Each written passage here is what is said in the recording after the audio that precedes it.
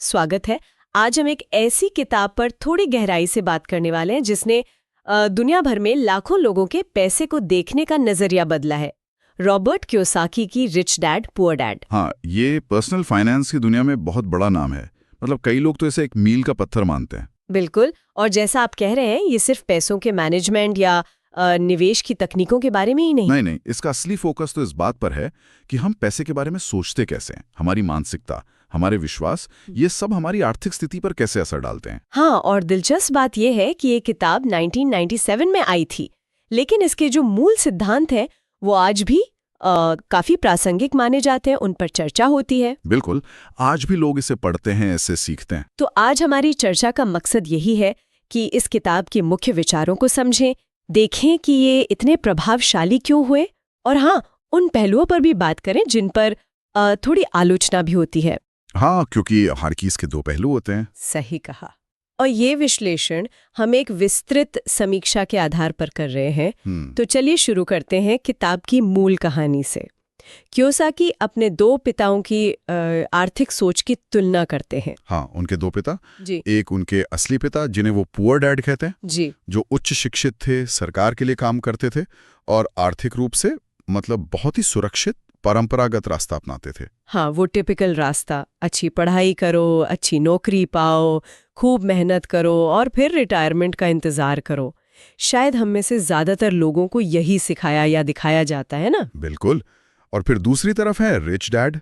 ये उनके सबसे अच्छे दोस्त के पिता थे। हाँ, और उनकी औपचारिक शिक्षा मतलब फॉर्मल एजुकेशन कम थी, लेकिन उनमें बिजनेस की समझ कमाल की थी।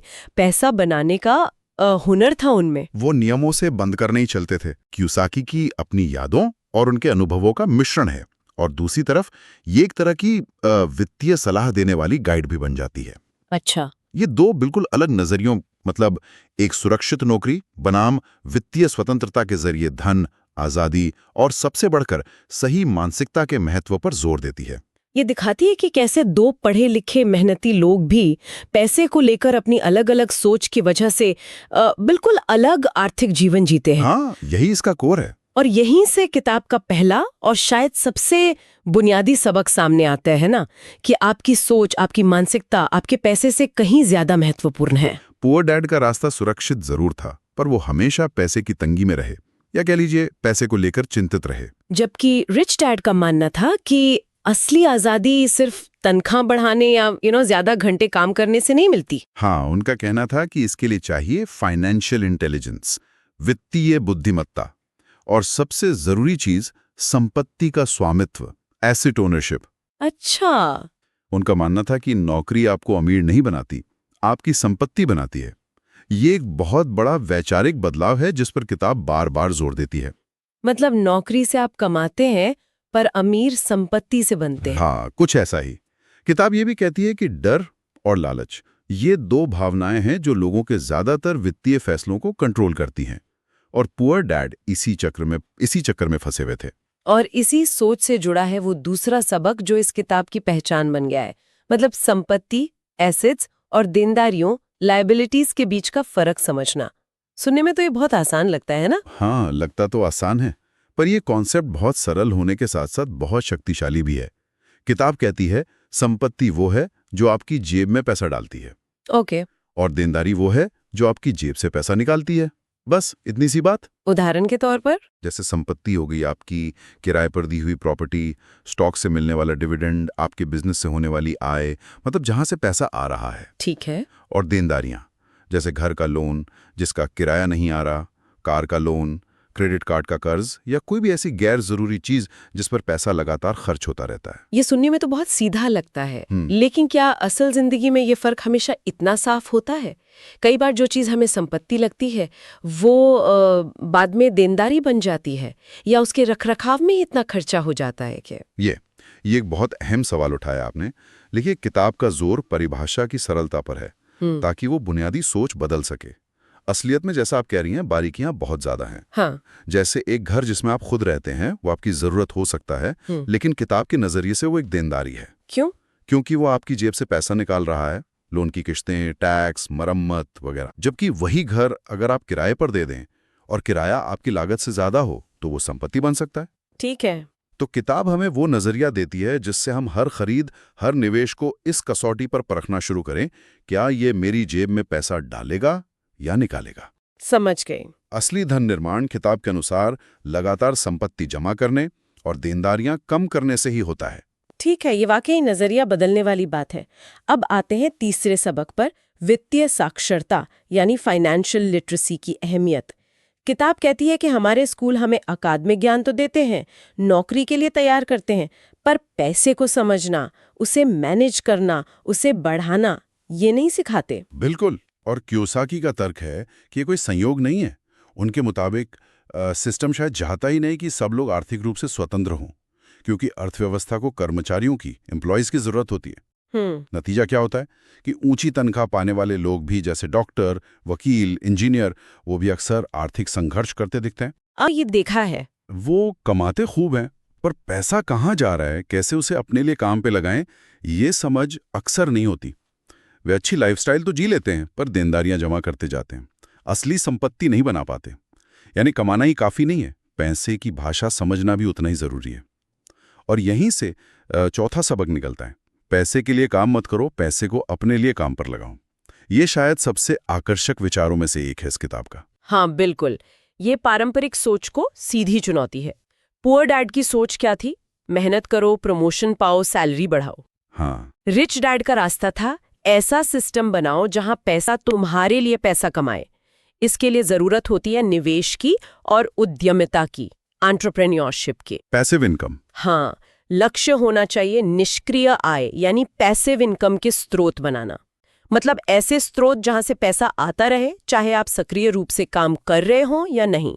जैसे किराए की आय, कोई रॉयल्टी या ऐसा बिजनेस जो आपके बिना भी चल सके। लेकिन ये पैसिव इनकम बनाना सुनने में जितना आसान लगता है उतना है नहीं शायद। इसमें वक्त लगता है, मेहनत लगती है और अक्सर शुरू में काफी पूंजी भी लगानी पड़ती है। क्या किताब इस पहलू पर ठीक से रोशनी डालती है? ये एक और बिंदु है जहां किताब पर कई बार अति सरलीकरण का आरोप लगता है। वो क्यों पर ज्यादा जोर देती है, कैसे पर कम। अच्छा। ये निष्क्रिय आय के महत्व को तो रेखांकित करती है, पर उसे हासिल करने के जो व्यवहारिक और अक्सर मुश्किल रास्ते हैं, उनका कोई विस्तृत नक्शा या स्टेप बाय स्टेप गाइड नहीं देती। ये ज्यादातर मानसिकता बदलने पर ही केंद्रित है। नौकरी की सुरक्षा के मोह से निकलो और संपत्ति बनाने के खेल में उतरो, ये वाली मानसिकता।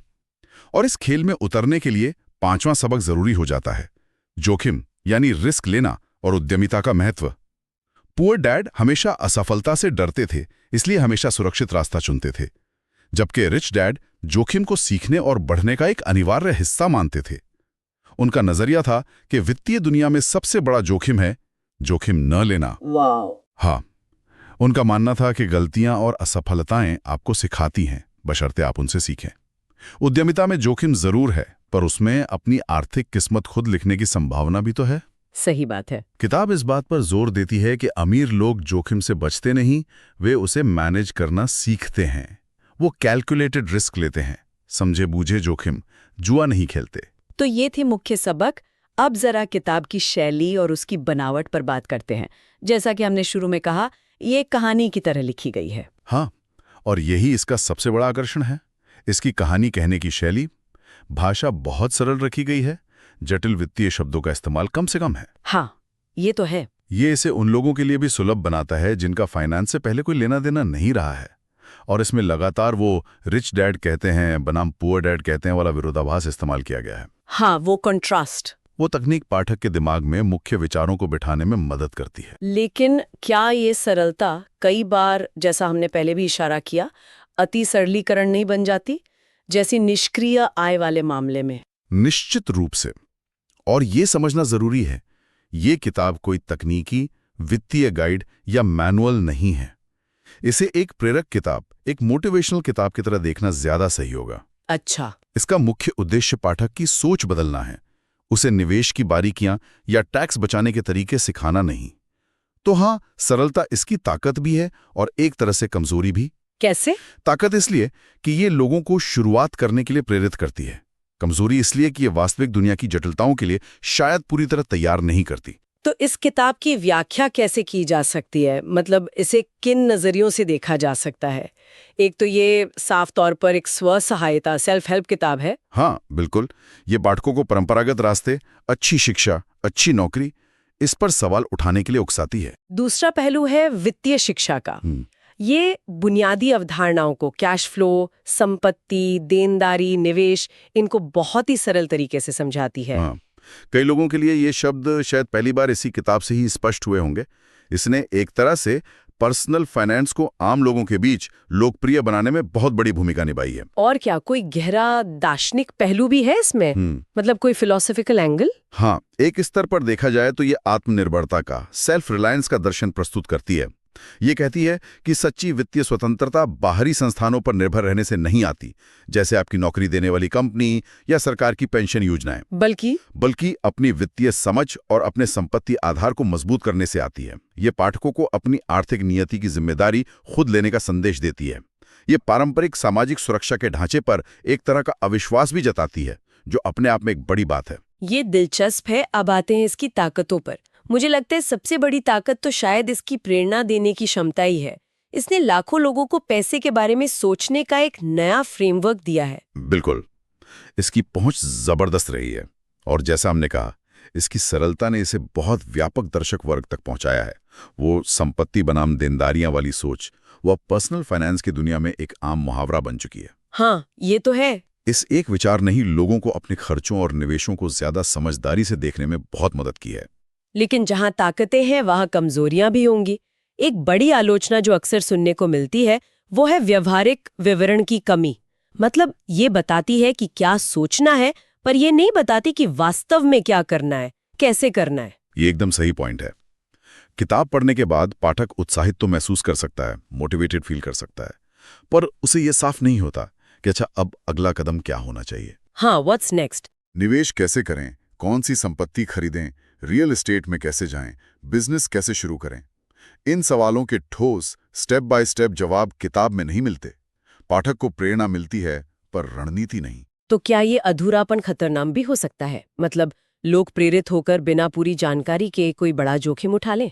ये एक संभावना तो है, और यहीं पर अति सरलीकरण वाली बात जो इसकी दूसरी बड़ी कमजोरी है वो सामने आती है।